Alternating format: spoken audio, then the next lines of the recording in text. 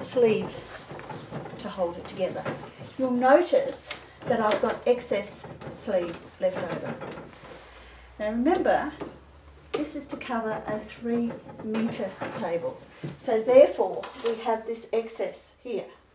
And what I like to do is just place it under the table and use the little plastic strips to slip them on. If you haven't got those, just put a little bit of tape on it, just like that, just to hold it. We want them out of the way so children will not poke their eyes out on it, or the animals or whatever you've got running around the floor. We are now going to put the end assemblages on, or rod carriers. We take the right hand side, has the names of the rods that are going to go in that area. It also has the clappers. Take the hand wheel, place it through the slot in your goal post, then just tighten it off. Don't have to tighten it too much at this point. Taking our back piece, which is the take-up rod, we will then place that one on the other goal post. This is the back.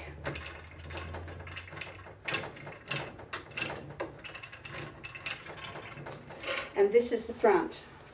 We will go down to the other end and take our other rod carrier or end assemblage and put the hand wheel through, clipping our end assemblage over.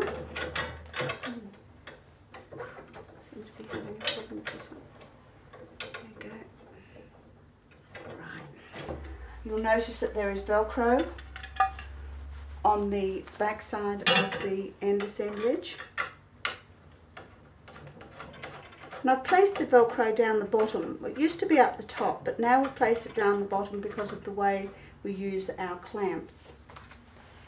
Now we'll take our trolley and place it onto our table and slide it backwards and forwards to make sure that it is rolling correctly. I'll take one of my clamps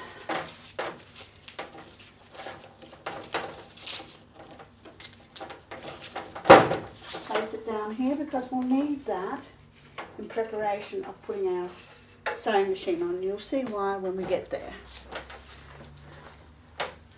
And place the other one here. We take our carriage. Now we can place our stylus on now. Anywhere you're comfortable with it. I like it on the right hand side of the trolley, on the back side of it. So I place my stylus on, put that through, it's our pointer. Just bring that up so it's out of the way. Be careful you don't stick yourself on it. I'm going to place some plastic onto my tabletop because I'm going to do a pantograph. I've got 2 pieces of plastic, clear plastic, and I'll place that like so, and just take a bit of sticky tape and stick it down. Right, the back of the trolley overhangs the back of the frame. The sewing machine. We take our sewing machine, I have here a Janome 1600P, but you can use any sewing machine at all. It does not matter what type of machine you have. The throat area on this particular machine is 9 inches. On my Benina it's 7 inches. We take our foot control and place it under the lever first. Now, if it was a smaller foot control, like this one, I would need to build it up, and I would suggest that you use a bit of styrene from the packing. You just place it underneath I just activate the pedal, make sure it's working. Place it underneath. Then I would place my sewing machine in.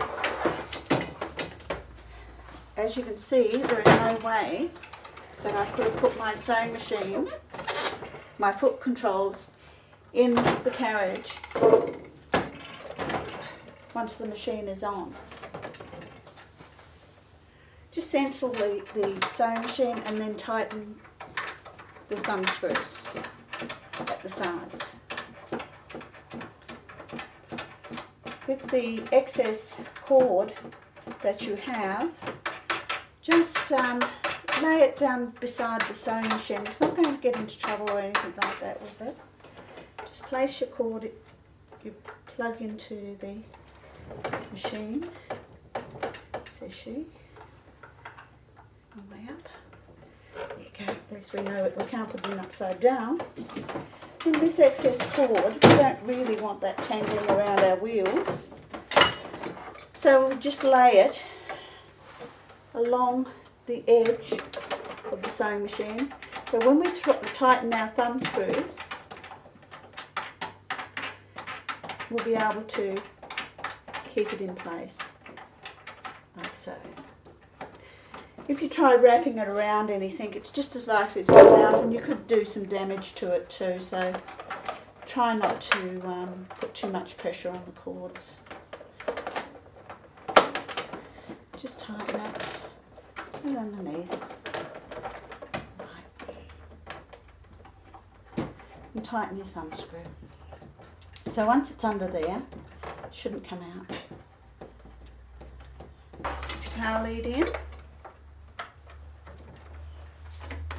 Now I've had one machine which the foot control was so deep, so wide, that they couldn't put the plug into their sewing machine. So what you'd have to do in that case, if the area at the back is not big enough, well, it'd be big enough but you can't put your power cord in, is to actually build up the sewing machine part. It's quite safe. You don't have to worry about it dropping off onto the floor because it won't happen. It will sit there nice and comfortably because there's virtually no vibration when you're sewing and moving the machine. It's not going to topple off or anything. So now we've come to the point where we are going to put our carriage on. Now you may need to get a bit of help with this, but what I find is that if I'm by myself, if I place my sewing machine, feet, wheels, the back wheels on first, like so, I should be right. Now, remember we put our clamps up there?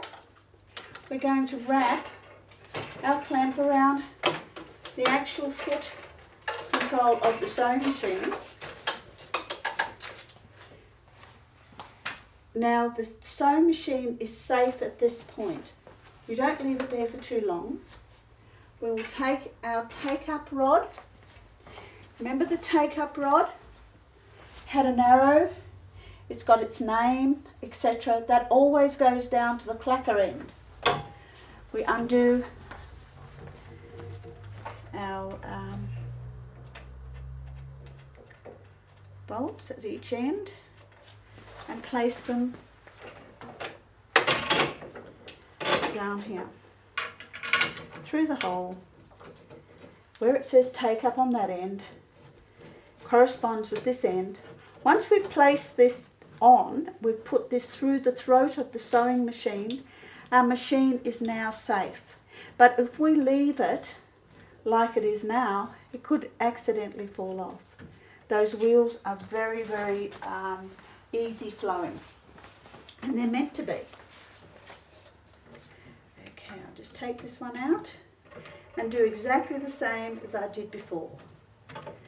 When we have got that machine in place, we can now adjust this end assemblage here, or rod carrier. we want our fingers to be able to just fit between the sewing machine and the rod. So we would bring our machine over here again and put our fingers underneath and drop that so our fingers are just caught underneath, then tighten it off. So now we can adjust the front one so it's level, and we've got holes at the side where it can be indicating, and you can see the machine was sliding backwards then and it didn't fall off. This one here, we would adjust it to the same height as the one at the end here. I'm just checking where I had it. 4 holes down. And there's little holes at the side where it'll actually easy to line up both ends. 2, 3, 4. Bring that one up. And we're now ready to put the other rods on. We will put our quilt top rod on. And again, we do exactly the same thing. We've got quilt top down this end. We've got the name down this end. The clackers are at this end. So obviously, it goes at this end. Once this is on, we will then proceed to mark the centre of our quilt, our leader cloths. The ratchets on back to front, but apart from that, you shouldn't have any problems.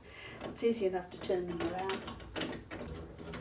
You may find that the foot control is a little bit dry, so the actual cord will not go back to its proper place smoothly. Just wipe the dust off the cord and place a bit of Vaseline on that cord area. Just a little bit, make sure there's no dust on it, and if you do that you'll find that it will actually move a lot easier. It's just that it gets a build up of dust, etc., or dries out. Now we're ready. See how nicely it moves? Now ready to mark the centre of our quilt top, our rods. And I'm just going to use the table as my centre mark, because remember this is a half table. Centre to centre. You try and use the cloth rather than trying to use any measurements, etc. Wind it up. Hear the clacking noise? That's engaging it. It's like a brake. Again, just turn it.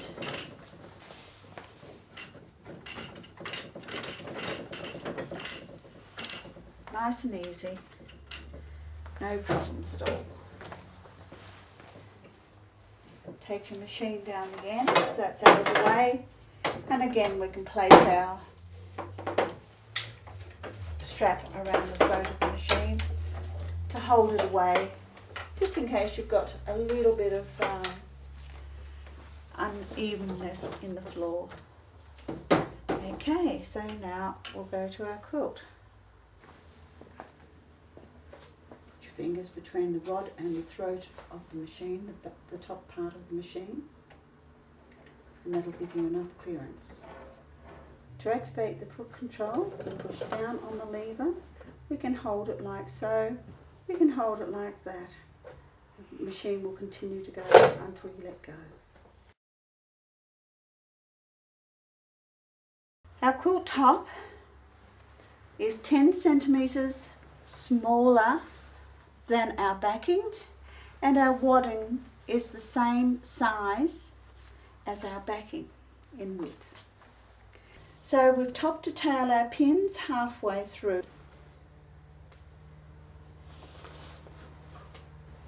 Take every second pin out until we come to the last pin. Put your stencil